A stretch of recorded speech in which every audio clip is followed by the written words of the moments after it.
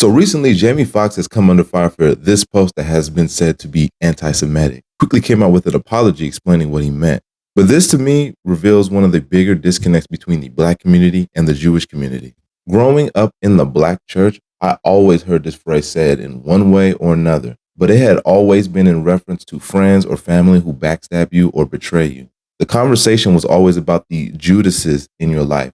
It has also at times been about the collective black struggle against white supremacy, that if they took Jesus, then they'll take you too. If anything, black people are more likely to identify with Jewish people when reading the Bible because of their minority status against those in power, like the Roman Empire. This is the tradition which Jamie is pulling from.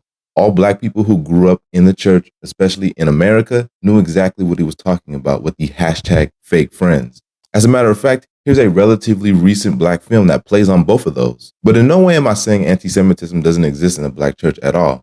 It's there. But it is also important for black people to realize that we have inherited a religious tradition that has put an anti-Semitic stain on history. Because in most other spaces, saying they killed Jesus has almost always been in reference to Jewish people. This language started to grow with the early church, and the less it became associated with Judaism and the more with the Roman Empire. We can still see the anti-Semitism still flourishing in the online discourse.